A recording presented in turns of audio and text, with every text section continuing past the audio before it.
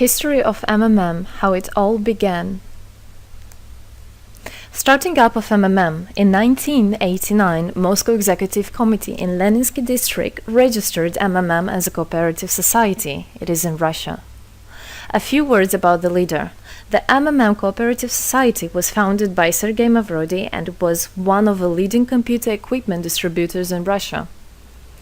Sergei Mavrodi, having a degree in maths, worked as a programmer and took part in the development of the first operating systems. A few words about his decision to make his own company is the fact that having worked as a simple worker from 8 to 5, he understood that freedom is the most important for him, because that work of 8 to 5 is literally a slavery. At any point, at any time, the company can throw you out and you'll be left without nothing, although you could have worked in that company for years and years. So he realized it. This is why he decided to create his own child, and he knew whatever his efforts will be, it will come back to him in form of dividends and income. Free of charge travel campaign. In 1992, the brand became universally recognizable after Mavrodi offered several times to all the residents of Moscow a day of free of charge travel in metro, Moscow subway. Pretty smart. Birthday of MMM. On October 20, 1992, the joint stock company MMM was registered. In fact, it is a birthday of MMM in the traditional form in which people got used to consider it. The shares of MMM on sale. February 1st, 1994, the shares of MMM went on sale, and people immediately began to buy them. Moreover, the company willingly bought them back on a new, higher rate, which grew very fast at about 100% per month. The company's principle today is always more expensive than yesterday worked perfectly. Few words about that. Why did he do that? As you might know, in 1991, the Soviet Union fell. So if until at the time of the Soviet Union, everything that there was in the country, like properties, different companies, or whatever that was bringing some goods, was national. So any person of the country was entitled to have a share of that production, of that company. Everybody was equal. But when the Soviet Union fell, what it meant is that all the companies, all the properties had to be privatized. So you can imagine there is a company, a huge company. People worked there for years and years. And at one moment, there comes a person and says, all that is mine. Yes, this was the case. And obviously that information, that laws about the fact that it was possible to privatize was kept only for a small group of people for obvious reasons. So a simple worker who worked in that company for years and years or all his life didn't know he can actually come and say by law that that is his. So what genius idea Sergei Mavrodi had is to sell these shares to gather the money of the people, and with this money to buy those companies. So basically, if a person has an MMM share, he would have had an exact share from the company that Sergei Mavrodi bought. For example, a company from oil and gas or something else. Obviously, he knew perfectly which companies are worth it and which companies were not. There was quite a battle there. So as you can see, his idea was great, but let's see what happens. Government is trying to hinder MMM's activities. Surprise, surprise! Planned by the Russian government, MMM 94 was intentionally collapsed. It began when tax inspectors accompanied by OMON officers passed through the crowd of depositors and went inside the central office of the company to give a notice about the planned tax inspection. Right. So obviously, the small group of people that I was talking about is the government people, is the people that have connections and so on. And they wanted, obviously, all that money, all those properties to be kept in their hands. This is how the nowadays oligarchs were made. At that moment, they had nothing. In one day, they got loads of money. And now you can know them as very rich people who made their money on the back of a nation. So obviously they did something just to provoke some panic going through the crowd. Obviously, for any financial institution, a panic is really bad.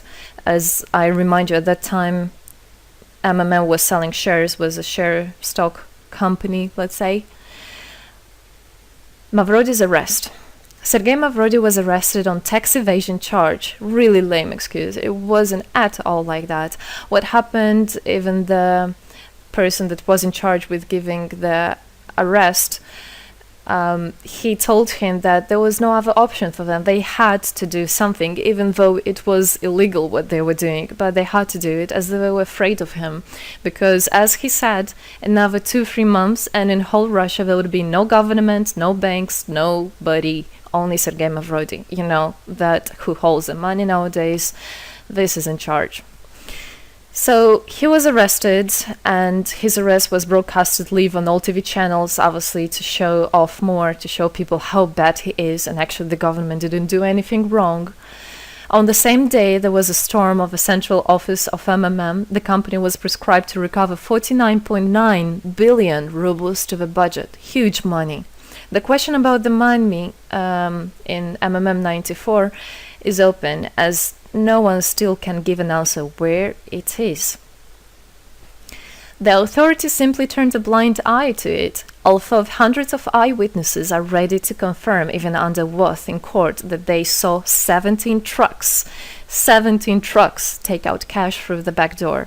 So unfortunately, at that time, there was no internet, no bitcoins, no other internet wallets, and all the money were obviously kept in cash in the MMM offices. And the government took advantage of it. They just came, took it out, and then they said nothing. Moreover, they didn't say where the money went. They even made the way to make people believe that Sergei Mavrody was the one who took all those 17 trucks of money and disappeared.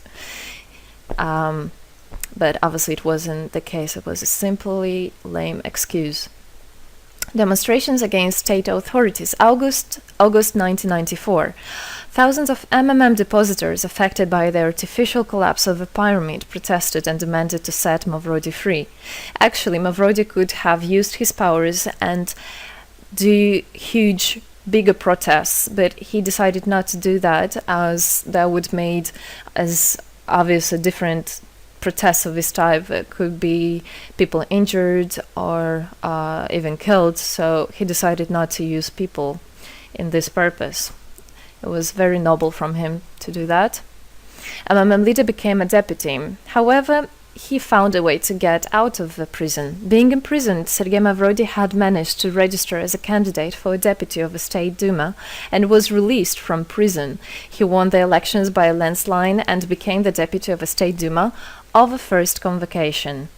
So, as a deputy in Russia, they have privileges. This is why, becoming a deputy, he was set free. The State Duma is against Mavrody. Surprise, surprise! The State Duma deputies deprived Sergei Mavrody of his deputy plenary powers due to his permanent absence at the Duma's meetings. That incident was the only one in New Russia's history. Sergei Mavrody wasn't interested at all in politics. It's not, he hates politics, as he said it many times. So he became a deputy only for the reason to get out of a prison. That's it. He wasn't interested to go to their meetings, as he himself considered as well the people there as being quite silly and not worthy to spend time with. But this was another lame excuse for them to deprive him by saying that he is absent. A candidate for presidency.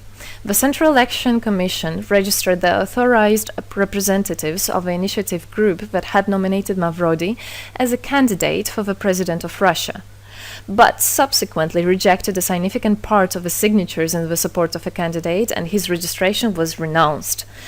So, for obvious reasons, they did that again. They weren't interested into having a fair president, a fair leader on top of their head. Revival of MMM, January 2011. Sergei Mavrody renounced launching a new launching a new project of mmm 2011. Together we change the world. Previously, there were simply no analogues of similar systems in the world. The film about mmm, the launch of a project fell in the same time interval with the release of Russian film about mmm pyramid, the plot of which is based on the eponymous book in which the history of mmm is disclosed by Sergei Mavrodi. So he wrote a book, and there is a movie which I highly recommend you to watch. You can find it online on YouTube. MMM is building a new, fair financial order. June 2012, the activity of MMM made a lot of banks collapse and a huge outflow of funds from deposit accounts happened. The system numbered more than 35 million members at the time. For obvious reasons, the fight against the system started. It suffered the same fate as MMM 94, eventually collapsed. So what happened? A lot of banks, as I already said, had a huge outflow, and another minus of the system of that time was that it wasn't really quite a community, because the money was still kept by the managers in MMM. So it wasn't the same idea as it is now, comparing it now, where people exchange money between themselves. You don't need to put it in a central account. At that time, there were central accounts, and it was again used by the banks. They simply blocked those accounts that they identified as being of MMM and took all the money away, and that's it. There were no other discussion about that. Again, huge loss of money. People lost a lot of money. Sergei Mavrodi didn't get all of them. It was again the banks that took the advantage of it. MMM 2012 is just the beginning. I'll be back. Sergei Mavrodi announced the launch of a completely new MMM, World Mutual Aid Fund, MMM community. It speeded up since the first day, showing crazy dynamics on new members' registration. It has been decided to send 10% of the whole turnover on payments to the affected members of MMM 2011. So again, another genius idea. In order not to make central accounts, in order not to gather the money somewhere, now the money are spread directly between participant itself. You can just check in your account online whom you should transfer the money to. So MMM now is connecting all the people between themselves in exchange, so that they can exchange the money and get benefits of it. It's amazing and it's crazy, but it is true. MMM is growing. Some short facts. 2012, MMM started its development in India. It had great, huge developments. 2012-2013, following India, MMM Bangladesh was launched as well. 2013, MMM Indonesia was launched. 2014, MMM Hong Kong. And it's not the end. MMM Global, 2014. MMM Global started up in the spring 2014. It is a voluntary network, a community of millions and millions of people from more than 100 countries worldwide. So there is already MMM settled in Argentina, Brazil, Philippines, Hong Kong, and other. And all the rest of people in the world from all the countries of the world are able to participate as well. So they rebelled against the financial slavery and combined their money for this purpose. So how it is possible? MMM, the Republic of Bitcoin. Bitcoin is another genius idea to set the world free. For MMM Global participants' convenience, there were some 20 ideas on funds transfers implemented. From now on, all the countries where you can buy and sell Bitcoins can be registered in a branch of Free People of the Republic of Bitcoin. Thus, there is no barriers to develop MMM in small countries due to their restrictions on the international bank transfers. Banks. This is not something that we would want to use, as the banks can anytime put restriction on an account or even block an account and take all the money. Yes, the banks can do that. Read better your contract. So, Bitcoins is really genius idea to do that. Join MMM Global, join our community, set the world free. Don't hesitate, don't even think of going back, just go always forward. We are writing the history right here and right now. We are not going to be any more slaves working from 8 to 5, having pennies for that. We want to hold our own money and to get the benefits of it. I don't want a bank to use my money for their own purposes. I want us people, free people, to use our money, to exchange the money when it is needed, and to help each other. This is really a great idea. And join us, write the history here today with us, and together we will indeed change the world.